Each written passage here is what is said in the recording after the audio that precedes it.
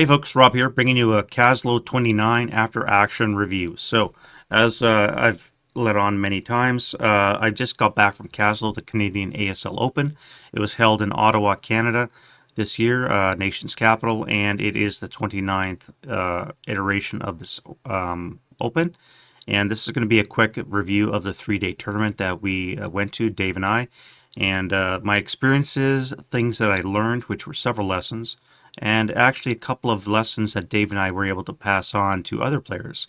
So even though we were both noobs to the tournament experience, we were still able to pass on some information. So just goes to show that nobody knows everything, and there's always tricks that can be passed on by anybody to other people. So bear that in mind as we go through this. So this experience I'm about to talk about is going to be a compilation of Dave and I's experience. We had a chat about this on Sunday after the tournament was over, and it's, like I said, just going to be me babbling for hopefully not too long about different things that we saw over this tournament.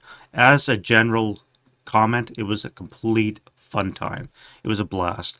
Huge. I spent a little bit too much money, but when that's what happens when you take a break from a game or you're just getting into a game rather late. ASL's been around for 40 years. MMP took over, excuse me, took over about 25 years ago from Avalon Hill once they went under to start producing stuff, and they produced a lot of stuff in that time. And then, of course, you have all the third-party producers as well. So I took a break probably of 10 years right around that transition period, so I missed out on a lot of stuff, and now I'm playing catch up. And as a result, we're starting to accrue a lot of costs trying to catch up. But back to the tournament, it was a complete blast. Everybody we met was great. A bunch of friendly people all around from all over. We had guys from in Canada. We had from the East Coast, West Coast, Manitoba, and those areas all over Ontario, from Southwest to and from Quebec, of course, as well.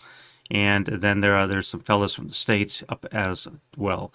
So a good covering of people, and we had 33 in the tournament, which I think is quite big for a Caslo. Normally, I think they average 20, 25 or so, from what I understand. And so 33 is pretty good. And you can see the tables that were all lined up. Yeah, so let's get into the actual experience itself. Now, one thing that we learned, Dave and I, over the last couple of years from doing videos, we haven't done it in a while lately, but we used to upload videos of us playing, and you guys in the community would critique us. We'd pick up our mistakes, which is fine. That's the whole reason why we were doing the uploads.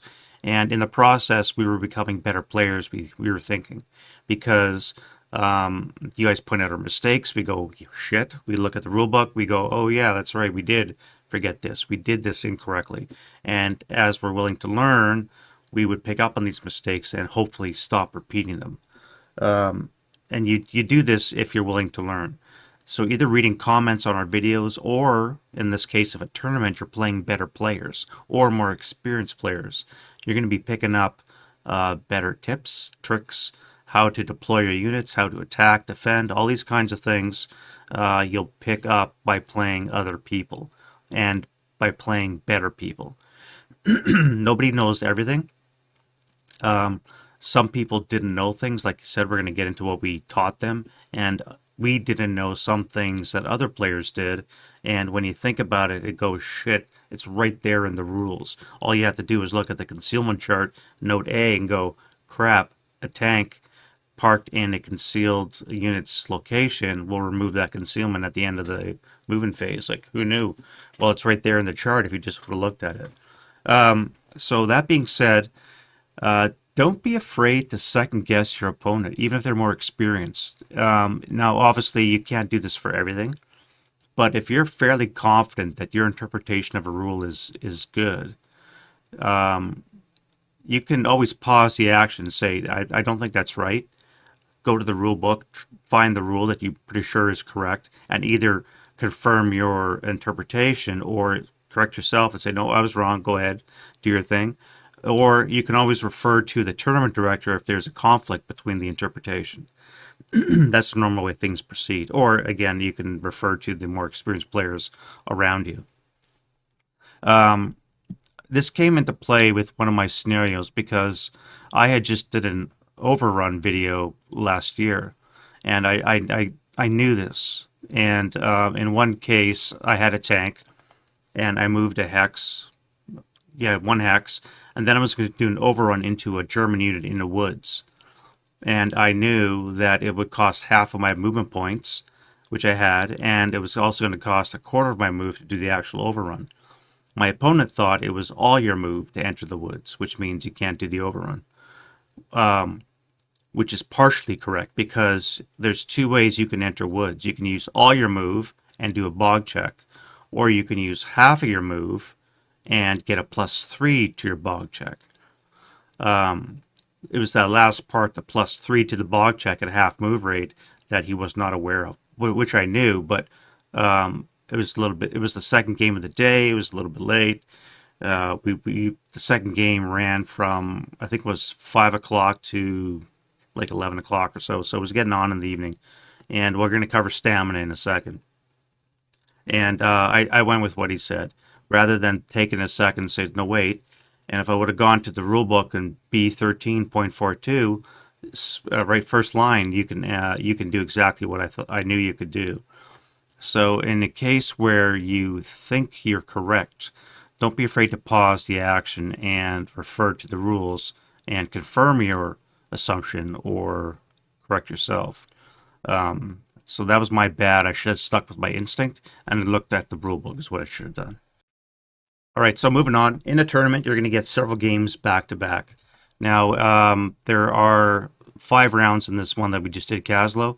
Now, there's a tournament coming up in October, Oktoberfest, down in the States, and I believe it's a week-long tournament, of which they're going to have a Thursday to Sunday ASL tournament, which is, I believe, 7 rounds. So you're going to have 7 games over the course of 3.5 days. And in the process, if you have the stamina to endure that, you're going to get a lot better over the course of 7 games because back to back to back to back, you're going to start hammering in, cementing in those lessons over the course of those games, which is a lot better than playing one game every 2 weeks if you're lucky. A lot of guys are lucky enough to get in a game a month, maybe even longer, depending on your how often you play, right? The more you play, the better you're going to get at the game because those lessons are just going to keep hammering in. So in a tournament, you'll find that maybe your first game you're a little bit rusty, less rusty the second. By the time you get to the 5th game, you're going to be a little bit sharper, a little bit quicker, and hopefully, again, all those lessons that you've learned in the previous games will have developed to the point that maybe by that game 5, you'll be playing at your best. At least that was my thought, anyways. The variety of players you're going to meet, it's going to be very interesting because you're going to learn a lot of different tricks of the trade, like I already talked about. You're going to learn different ways to deploy. Now, the guys at the game, the masters, if you want to call it that, I don't say they all use the same tricks, but they use a lot of the same tricks. Half squad deployments. You want to get around behind your guys because it's actually very difficult to get KIAs in ASL. If you do, great, but those are rarities. Typically, you're going to get breaks. You're going to break your guys. And then you want to force failure to routes or surrenders. You want to move them out of position, force them to route away. Well, if you can get units behind and force failure to route, you've just eliminated a unit without having to kill it. And when you're talking city terrain, when you're talking +3 buildings, throw in some low visibility, +4, +5s, you see how difficult it is to actually get KIA results. And double breaks are usually difficult to get as well, and you usually want to avoid because anytime you fire at a broken unit, there's a chance you could roll heat of battle. And the last thing you want to do is go from a broken unit to a berserk unit because that's just going to be a pain in the ass. It's going to slow you down. So you want to use a lot of half squads on the attack to try and get around behind or beside those units to force them to run away or surrender. Things like that. So a lot of the good players will use those same kind of tactics to get around you. But you're also going to discover that there's a lot of different tricks that those guys have developed over the years, because again they've each had their own different experiences and the way that they develop their tactics that they use. So when you play the same person, as Dave and I, we've played each other for the last 35 years pretty well. I've had a few more different players, Caslo and Stu and one or two other guys, but those are rarities for Dave and I. We primarily played each other for the most part, so you only have each other's own experience, which has been the same. So you don't have a variety to draw from, and the more people you play of different skill levels, the more experience you're going to pick up that way. As I said, all the players were friendlier, very mature. Obviously, we're an older demographic for the most part in Squad Leader. I don't know what the younger generation is like in ASL. I think, based on from what I understand the comments, it's difficult to draw in the new crowd because of the complexity of the game. Not to say that there's not young guys playing, don't get me wrong, but I don't think there's a lot of new guys coming into the not as much as we would like because of the complexity of the game. There's so many Euro board games that are coming out, quicker games you can play in 2 hours, including setup. Go have a beer afterwards. This game here may require a half hour, an hour of setup, 2 or 3 hours of intense play, and then you got to tear everything down. So, and that's just one game. So the influx of new people may not be as much as we would like, and so the maturity level is definitely there from what we encountered at this tournament. A lot of them seemed eager to help. So when like nobody was an ass in any of these games I played. All five of my opponents were great. I had no issues with any of them. They're still able to kick your ass and quite eager to do it, but that doesn't mean they're not going to be able to help you along the way. For those of you traveling to tournaments, there was two things. First of all, everybody has their kit, and if you are traveling to a destination, you don't necessarily have to bring all your kit. You can usually depend upon people there locally or people that travel by car to have enough gear to play the game, so you don't have to bring much of anything. Your own rule books and all your dice, that kind of thing, yes, obviously. But you don't have to bring your stack of Reiko containers to the tournaments. The people tend to prefer to use one set while playing, so I'll use my set for both sides with all the system counters, rather than I'll use mine for mine, you use yours for yours. It's just easier because when you start throwing on preps and final fires and all those counters and they all get mixed up at the end of the game, it's very difficult sometimes to sort out who owns what, and counters get mixed up. It's just a pain in the ass. It's much easier just to use one set for both sides to play the game. So I had all three of my Reiko containers set up. I probably used them for 3 of the 5 games, maybe even 2. And the rest of the time we were using somebody else's set for all the games. So if you're traveling, don't worry about bringing everything. Or in some cases, some guys didn't bring anything. They just brought their rule books and their dice. And a couple of guys, you could hear them barking around looking for counters and boards. And usually the tournament directors will have a couple of each lying around, and you just take them up and use your game. You return them. And again, maturity level is there, that most players will return you the goods that they borrowed from you, and it's again very friendly community. Um, One thing that we did, and again, this is depending on, amongst other things, finances, but just let me pull it up quickly. All right, these were a huge hit. Again, because with Vassal you can turn the terrain into what it is, and again, $40. So it adds up quickly, the cost of a tournament, but these were very popular from the guys. Again, especially because the theme for this tournament was a lot of new stuff. So I have all the core modules, but I don't have a lot of the action packs, a lot of the magazines, which I made up for this purchase. I don't have a lot of the third-party boards and such, especially the double wides, the Fortenberry boards.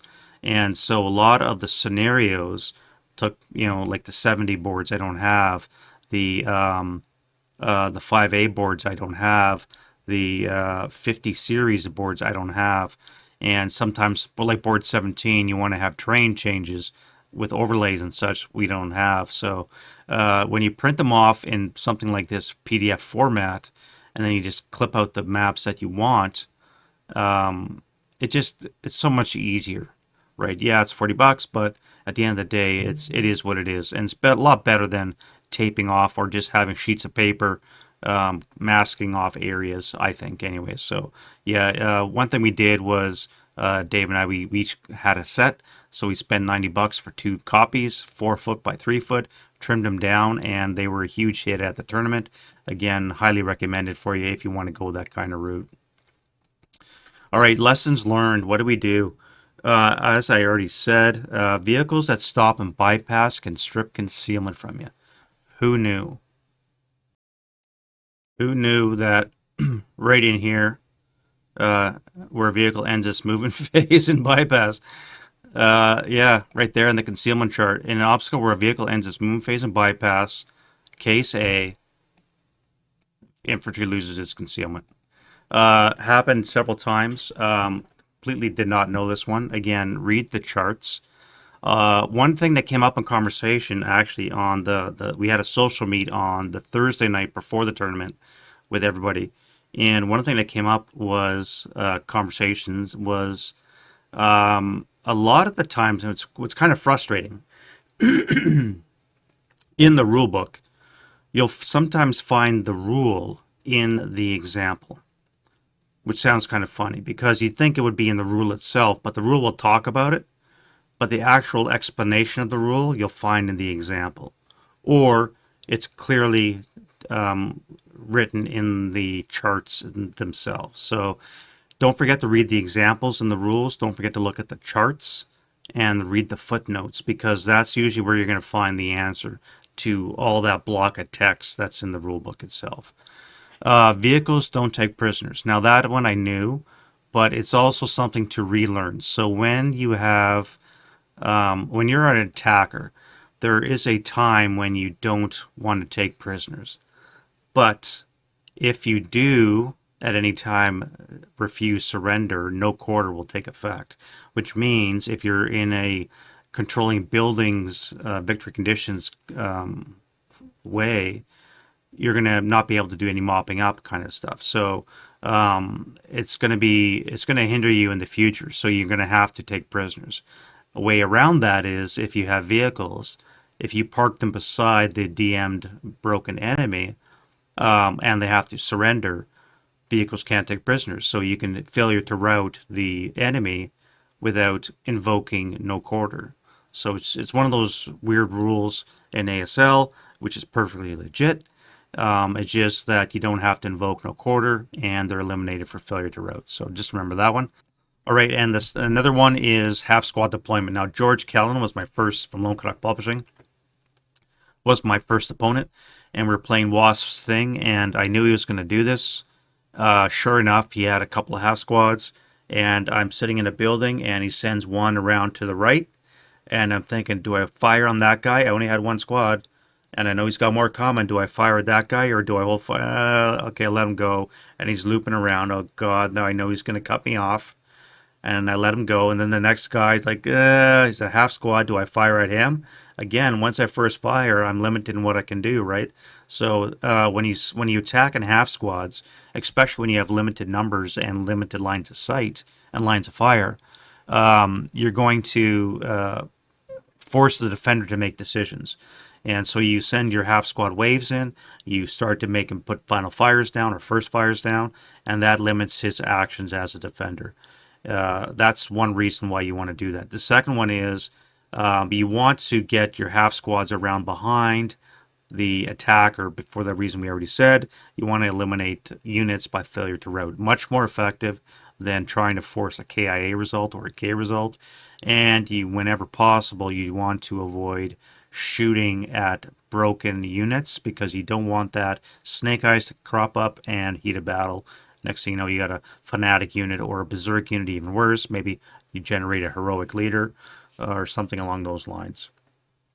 If you force a defender to start wasting his shots on half squads, maybe your flamethrower carrier can come up and do its business without having to worry about being shot up. So, and this also applies for the Japanese as well.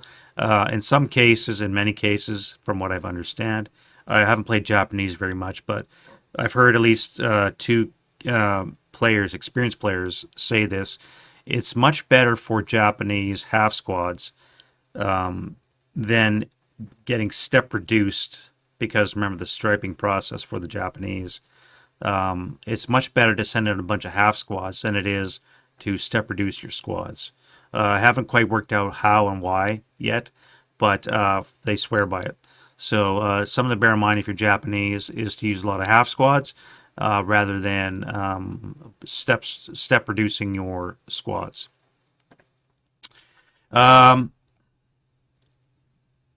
In Twilight of the Reich, there is Bill Cirillo is puts us in a lot of his scenarios where the attacker gets concealment. Dummies. You can basically use concealment dummy stacks. Now, I've never understood why. In a couple of his Festung Budapest scenarios as well, he lets you purchase fortifications only restricted to concealment. Why? You can't attack with concealment. The minute you enter an enemy hack, since your dummy stack, it evaporates. So why would you get this? Well, one reason is when you set up in Twilight of the Reich scenarios or Festung Budapest scenarios or any historical ASL, typically, when you set up, if you're in concealment terrain, you can set up concealed. Well, you can also stack dummy or concealment counters on top of real units, or you can make a dummy stack. So when you set up your both sides, you could have a huge stack. It could be all dummies, maybe with a half squad at the bottom.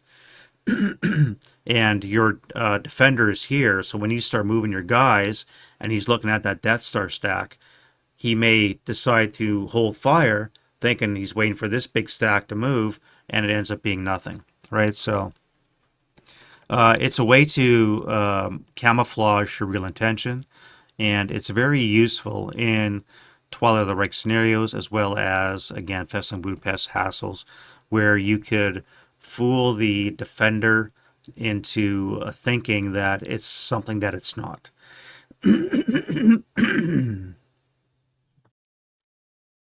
All right. Did you know, I didn't, that a vehicle, armed non-bypassing vehicle, temporarily gains control of the location it occupies? I had no idea about this rule. As long as it stays in that location, it temporarily occupies it.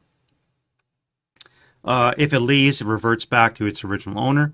However, this is a very good way to occupy buildings. So there was one scenario we played, I forget the name, Recon Attack. It was a German word for recon. I'm not going to try and pronounce it. Recon Attack. And it had 3 victory buildings, and we had 4 Russian tanks. And the Germans had to occupy 2 of the 3 buildings and immobilize 4 tanks. So one way to occupy a building for the Germans is if they had an AFV, drive it into a building, and you could park it there and just occupy the building. If it's immobile, who gives a shit? You're German, you don't care if you're mobile or not, but you can occupy a building and not have to worry about sending in units around it. So that's one way to occupy a building. I had no idea about this rule. So much like the strip concealment one, this is something new that I learned, which I'm now going to try and utilize when I play other games. Temporary control by a vehicle. Yeah, very important one. Study the scenarios before you show up. Now, I've been doing a lot of hassle rules, as you know. My plan is to make up a set of solitaire ASL rules for all of the electronic hassle rules coming out and on. And so it's taken up a lot of my time, and I did not have enough time to focus on the scenarios for this tournament, which we all had advance notice of. And that hurt me, especially in the last one. because I'd never play tested. Again, it was Deathbox, and I was playing Russians. I didn't play test either side, and I didn't understand how effective reinforcements may have been in round 4 for the Russians. I ended up conceding in turn 3 because my starting forces were eliminated. The attack in German would have had a complete turn to set up in defense on the victory hexes, and then my reinforcing Russians would have to enter and try and occupy some real estate. So I don't know how that would have worked out, and I ended up conceding. It was the last game anyways. It was Sunday. After 5 games, I was a little bit fried. But I didn't play that out, so I didn't know how that would have worked out. If I would have studied the scenarios, maybe play tested them a couple times, I might have had a better idea how that would have worked out. So if you have the time and the space, make sure you study the scenarios before you show up. Become familiar with the capabilities of your vehicles and your units. When I played the one with the recon attack, I looked at the back of the counter. I saw a lowercase s with a 7. Hey, they got smoke dischargers. No, they can fire smoke. They don't have smoke discharger capability. And for half the game, I was thinking, when it comes to the last turn or the second last turn, all I got to do is park my mobile tank beside the victory condition and pop smoke. And then I can just sit there in the smoke and let them try and shoot at me. Well, of course, you can't do that. I could have fired a smoke shell and then moved into it, but that's a different story. Because I mistakenly thought that the little S, again, stamina, was a smoke discharger, and it wasn't. So make sure you study the special capabilities of your vehicles and your units. And again, scenario SSRs are huge. You have to really understand those. Now, a lot of these scenarios that we played, they almost had too much. They had the scenario card, which we all seen, and they also had a second page because some of them were or what do they call them, mini hassles. So there's Operation Windsor, which is a mini hassle coming out. It deals with Carpetcat Airfield and D-Day, and it's I think it's being play tested right now by MMP, as well as Twilight of the Reich has their own SSRs, and there was 3 Hasmo scenarios which has their own SSRs, and you get the idea. You have to read all of those extra SSRs in addition to the scenario ones to make sure you get a good grasp of everything. So you got to study them. You have to do your homework before you show up, so you understand your capabilities. Stamina. It's really important, and again, goes to a lot of the points I was talking about. You're going to develop this over time. You need to have the mental acuity over the course of the games, over the course of the weekend, to last the distance. We didn't drink that much in between the rounds, but you can't go on a bender in between your little window at night. If you can finish your games early enough in the evening, you'll get a good quality night's sleep, rest your brain cells, and then you can have a fresh start the next day. Great. If you're going to be a bit of a slower player, if you're going to finish around midnight, then you got to be up the next morning at 7 o'clock to play the next day. You're going to be in a bit of a rougher territory. So, not to say rush needlessly, but you're definitely going to want to pick up the pace a bit just so that you can get a good night's sleep in between scenarios, and your body's a little bit more refreshed, your mind's a little bit more refreshed, and your stamina will be able to keep up with the play. I took about 4 naps yesterday after the tournament was over just to catch up to all the sleep that I was missing, and I think that definitely showed with my exhaustion on day 3 on Sunday for the last round of the tournament. It was just a long weekend. Playing 5 games over 3 days is quite long. You don't really appreciate until you've actually done it, how long that is. Play to the end. Yeah, I conceded on the last game, but that was because it was a horrible round. It was a 5.5 turn game. Russians moved second. So on my turn 2, I was playing the Russians. In the defensive fire phase, he broke everything in the Russian defensive line. And then in his turn 3, he moved all his units around. All my guys were broken, had to retreat, and they would have been wiped out at the end of turn 3, which again left me with nothing in reserve, nothing on the board. They would all been gone turn 3, and then turn 4 my reserves would have showed up. Again, having to fight onto the objective. So it would have been a losing cause. I'm pretty sure I would have lost one anyway. So I had no problems conceding that one. I could see the way that one was going. But generally speaking, you want to play to the end of a scenario. My first game again against George Kellen, Wasp Sting, was very. It looked defeatist at the beginning. He would break my guys. He would send in the flamethrower Wasp, cook my guys. He would retreat his Wasp so I couldn't shoot it back. He would kill my guys with the flamethrower and just work his way down to my final position. I finally got rid of his 2 tanks, his 2 Wasps, and it came down to the last combat. And I think, and all I got to do is defeat his guys. He had 1 stack left. His shooting didn't work out in the last round. He moved his 1 last stack into close combat. I had a squad and a crew, and I'm thinking, not too bad. As long as I defeat his guys, kill his guys, it would have been 1-to-1 odds. As long as I can kill him in close combat, because remember, if you're in close combat, you're not good order, and I would have lost. But all I had to do was kill his guys, which was not looking too bad, 50-50. He won ambush, and he ended up leaving me with a crew, which was all I needed was snake eyes. Of course, if I would have rolled snake eyes, I would have won, but I didn't. So because I wasn't good order, he ended up winning the scenario. But play to the end, because you never know how it's going to turn out. Some of the, I think, 2 of my 5 games were clearly blowouts for the attacker. The last game on my second game, but the other 3 or 2 of the other 5 were literally came down to the last couple of dice rolls. My 4th game was that one, that recon attack, and my opponent just could not get Panzerfaust off. The Panzerschreck broke on its first shot. Just bad dice rolls where he was killing my infantry, but one of the secondary victory conditions was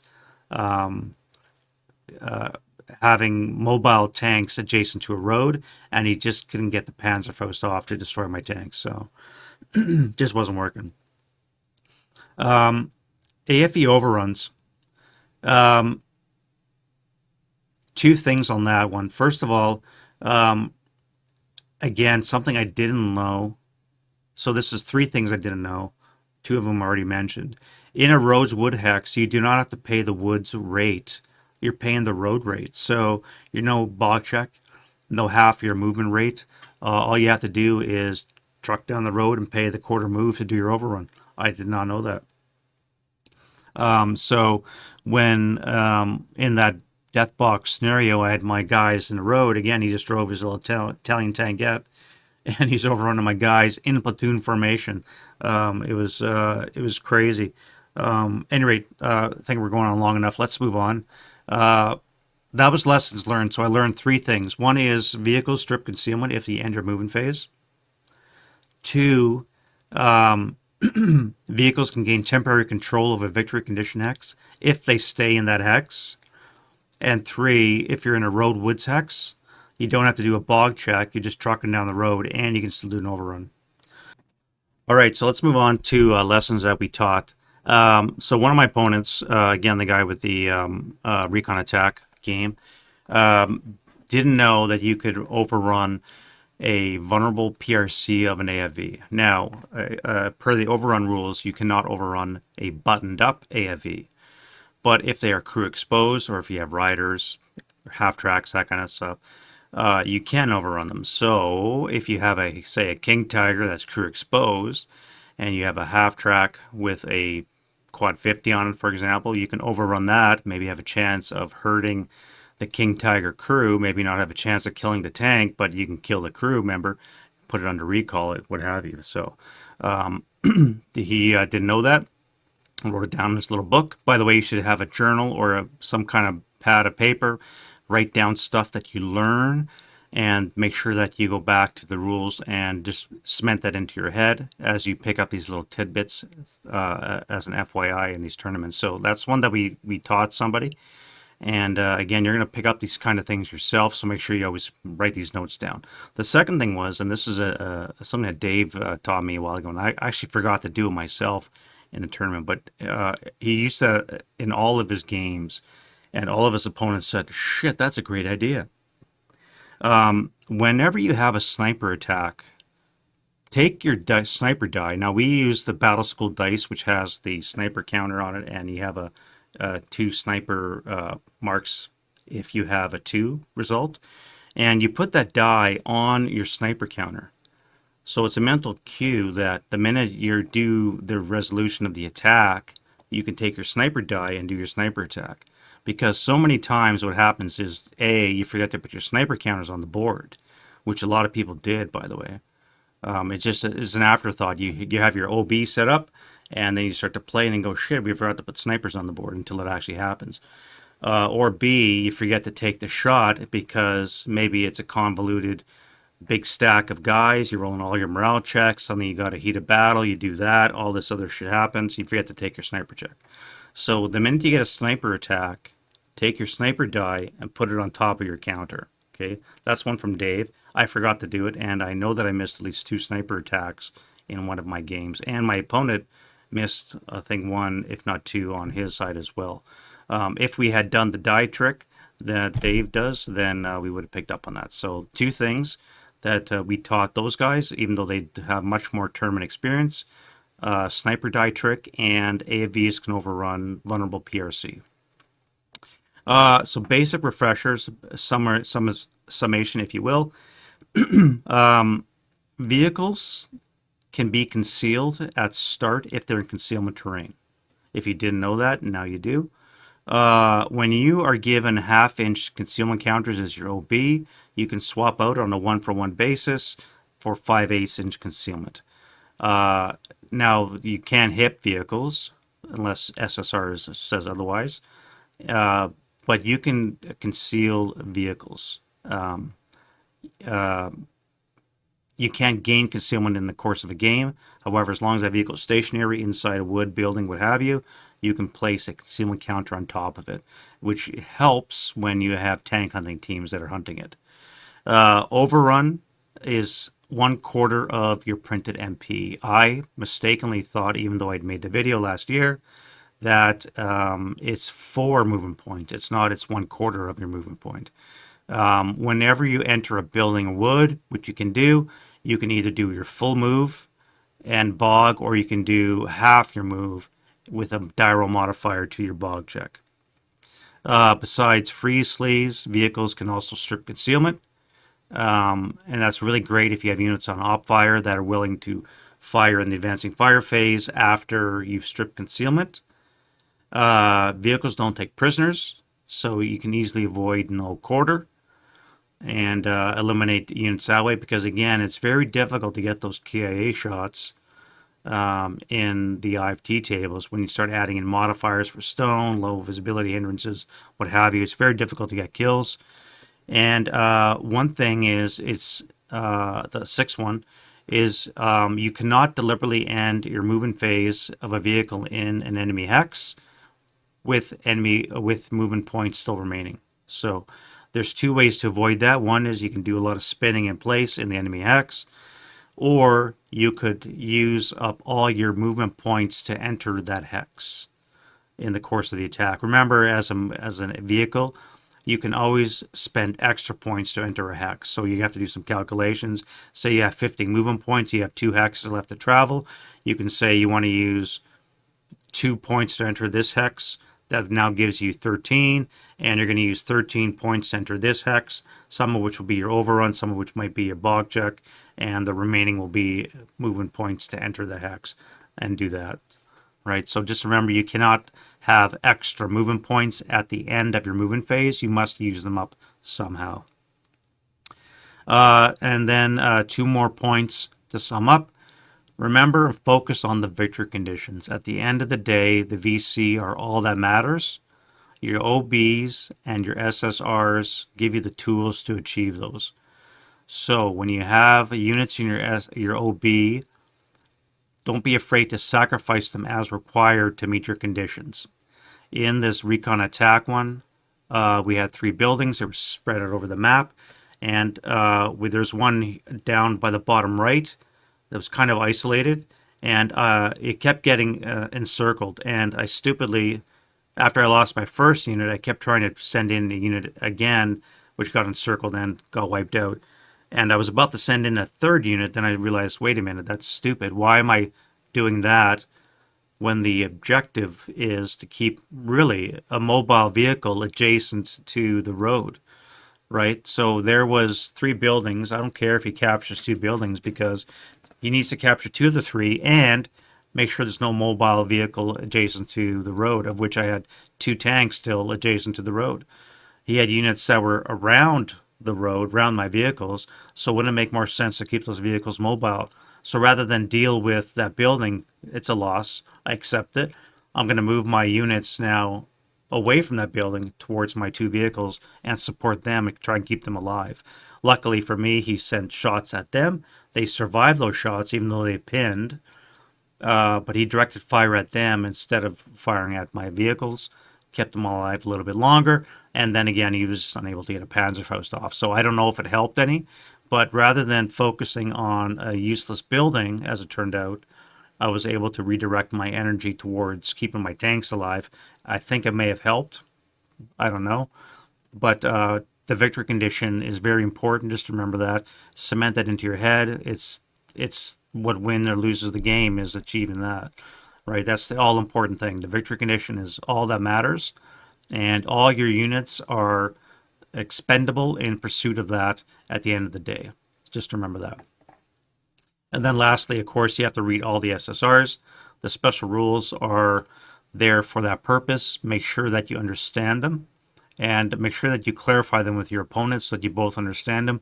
There might be some that for some reason might be misunderstood. Maybe they're worded funny. The victory conditions, for that matter, too, could be worded a bit funny. I don't understand what the need is to. Some of the jargon that's used in the writing is very 1980s legalese. It's not. It's very difficult to understand sometimes the way that words are used in the victory conditions and in the ASL rulebook, for that matter. It's very convoluted. Why not just say this instead they give you this instead of just saying this? This would be a lot easier nowadays to understand, but they give you this. I don't know why. And it's like that in the victory conditions, but you have to understand it, and you have to make sure your opponent understands it, because at the end of the day, that's all that's important. So, Caslo 29, huge hit for me. I had fun. Dave had fun. We are going to do more next year. I'm hoping that it's going to return to Winnipeg. The Canadian ASL Open premiered in Winnipeg 30 years ago next year. And I believe the plan for a lot of people that are in the Canadian ASL Association, of which I just became a member the other day, I plan on voting for the bid to go to Winnipeg for the 30th anniversary. It's my hometown. I'm going to see the family while I'm there. Kill two birds with one stone. My plan is to go there. I believe Dave is wanting to attend as well. We're probably going to try and attend maybe one in the States. Maybe we'll get one in the fall. Not this year, maybe, but next year we'll see how it goes. But I think Dave and I like the tournament scene. It's very it opened my eyes. I was leery about attending these for a couple of reasons I won't go into, but it opened my eyes into the attractiveness of the tournament scene. Awesome bunch of people, very cool. Pleasure to play those opponents. Quite handy. Doug Remmer was the tournament director for this from the Ottawa group. Very efficient, very well-handed. He had these automated forms you filled in your results. I don't know if it's his work or not, but a little PDF, he filled it in, auto-populated all his tables. Wham, everything was great. Again, very efficient. The tournament or the scenario selections were, a lot of them were new. A lot of them were pre-publication, so they weren't even play tested or played for that matter. If you look on Scenario Archive, they're not even there.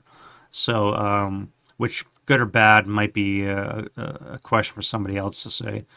Some of them may not have been balanced properly, but it was definitely a new feel for Dave and I to experience, and we both enjoyed it. So I've got a whack of stuff to unbox.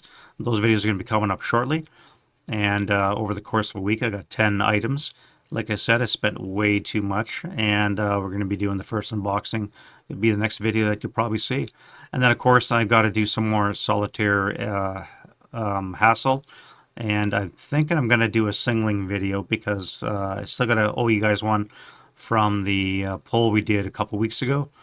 And then I have to get back into Camp for Piper. I got to do that, Campaign Game 4, as well as some more Bridge Too Far. So that's all coming up. Hopefully you guys enjoyed it. Caslo 29, again, a huge hit. Hopefully those lessons that I learned and we taught are something you guys knew or didn't know or now learned and become useful for you as well. If you've never tried the tournament scene, jump into it. Remember, you don't need to know that much. You don't need to bring that much because everything is there available for you. Super helpful bunch of guys. I would say don't be shy to ask questions, but it's not a place to go to learn how to play the game. I don't think it's not the proper form for that. It is a place to go and polish off your skill set. So if you're a complete noob to Squad Leader, this is not the place to go to because then they're not there to teach you. They're there to play a tournament. All right. So I don't want to confuse the two. It's not a place to go learn how to play the game. It's a place to go to polish off your game. So just I don't want to confuse the issue there.